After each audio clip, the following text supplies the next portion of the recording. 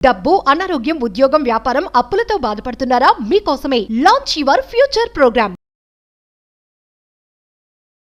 నమస్తే గురుగారు. ఆశీర్వచనం తల్లి. గురుగారు, దీపావళి పండుగ రోజే అయోధ్య నుంచి శ్రీరాముడు తిరిగి వచ్చారు కాబట్టి శ్రీరాముడి తిరిగి రాకతో ఉన్న సంబంధం ఏమిటి? శ్రీ మహాగణాధిపతయే నమః.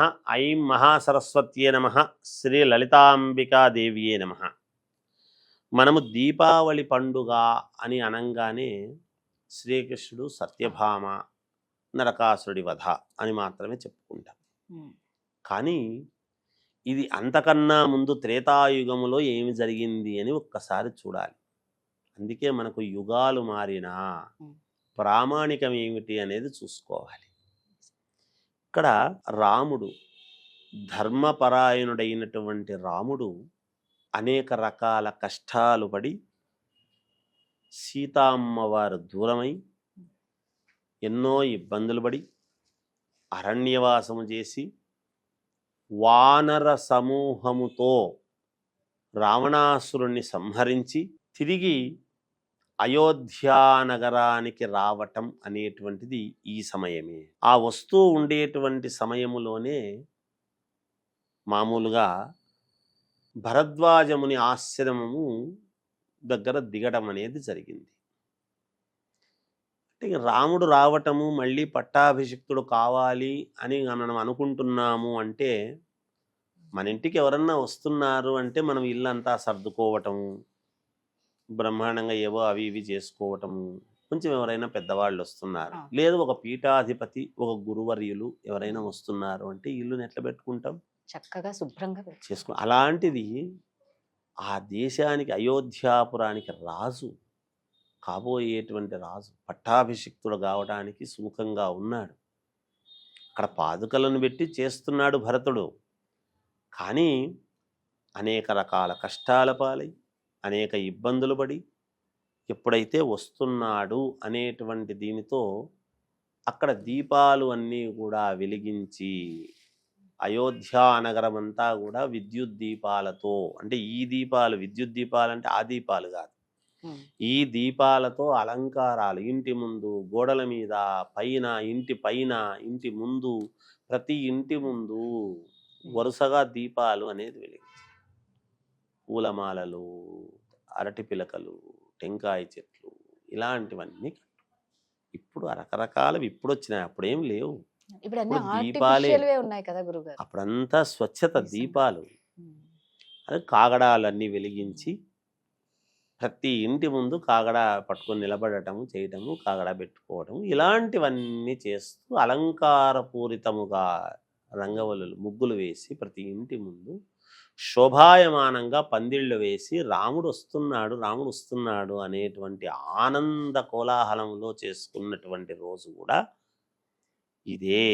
అమావాస్య తర్వాత ఆయన మళ్ళీ మామూలుగా ఈ పట్టాభిషేకం అది జరగాలి అనేటువంటి దాంతో వస్తున్నాడు. ఇంకా దారిలో భరద్వాజముని ఆశ్రమము నేను దర్శిస్తాను అని చెప్పాడు కాబట్టి పుష్పక విమానములో వస్తూ ఉంటే ఆ విమానములో భరద్వాజముని ఆశ్రమం దగ్గర దిగాడు.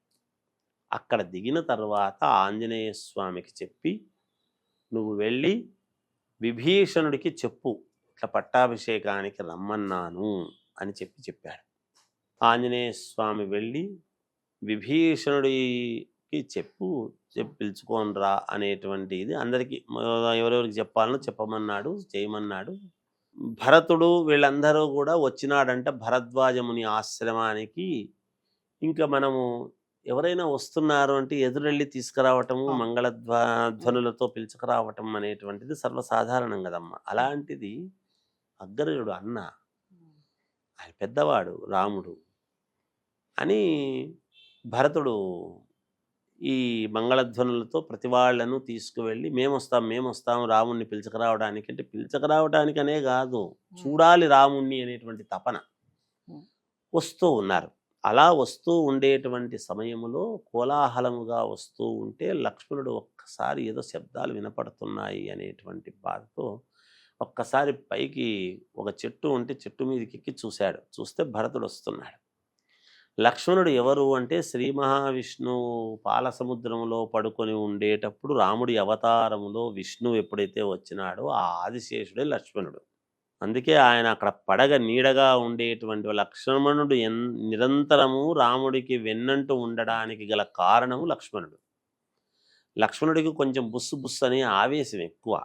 ఉమ్, అలా అన్నా వాడు భరతుడు వస్తున్నాడు, నిన్ను ఏదైనా చేస్తాడేమో, వాడికి రాజ్యం కోసం వస్తున్నాము అనేటువంటి బాధ ఉన్నట్టుగా ఉంది ఆ, అని కొంచెము నువ్వు సరే అంటే నేను ఎదుర్కొంటాను అట్లా అన్నాడు. అన్ననే అక్కడ కూడా తమ్ముడు అన్నదమ్ములే. ఉమ్, అయితే కొంచెము తొందరపాటుతనం, అంటే వస్తున్నాడు అని అన్నకేమైనా చెడు జరుగుతా రాజ్యం కోసం వస్తున్నాడని ఏమన్నా అంటాడేమో అనేటువంటి భావన. అంటే రాముడు స్థితప్రజ్ఞుడు.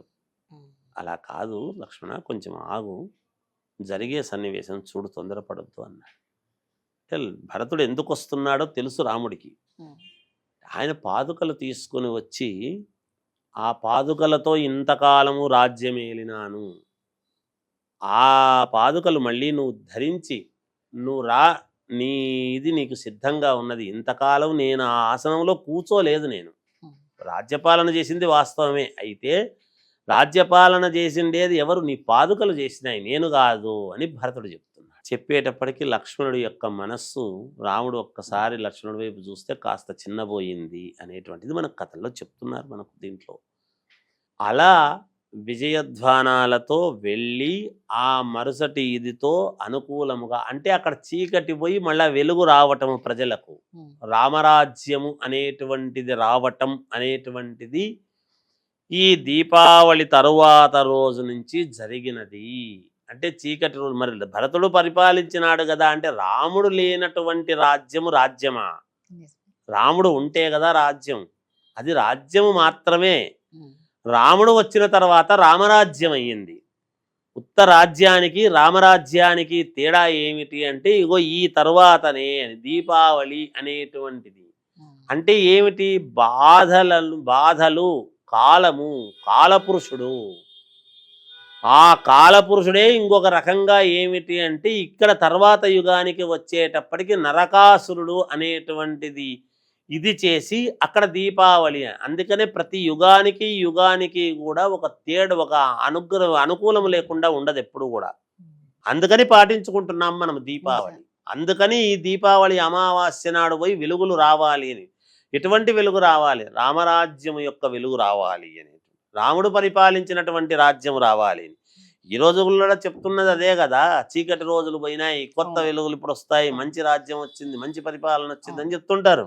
సరే, ఈ ఆధునికంగా పరిపాలించేటువంటి దాంట్లో ఒకరొకరిది ఒక పంథా ఉండొచ్చు, ఒకరికి నచ్చకపోవచ్చు, ఆ తర్వాత రాజకీయాలతో మనకు పని లేదు. లేదు. మనకేమిటి అంటే ఇక్కడ ఆనాడు జరిగినటువంటిది ఇగో ఈనాడికి. అందుకనే రాముడు ఆనాడు వెళ్ళి అగో అక్కడ దిగటం అంటే ఒక రకంగా భరద్వాజముని ఆశ్రమము కూడా ఒక రకంగా పావనము చేయటము, ఆ పావనము కావటము, అక్కడి నుంచి అక్కడికి వెళ్ళటము, ఉమ్, ఆ మరుసటి రోజు అంతా కూడా అక్కడి నుంచి రామరాజ్యము అనేటువంటిది ఏర్పాటు కావడము, అందరి జీవితాల్లో, రాజ్యములో ఉండే ప్రతి వాళ్ళ జీవితాల్లో వెలుగులు రావటం. అలాంటి వెలుగులే ఇప్పుడు మనందరికీ రావాలని కోరుకుంటూ నిజంగా. జయమస్తు. మనస్ఫూర్తిగా కోరుకుంటున్నాం గురుగారు. ధన్యవాదాలు.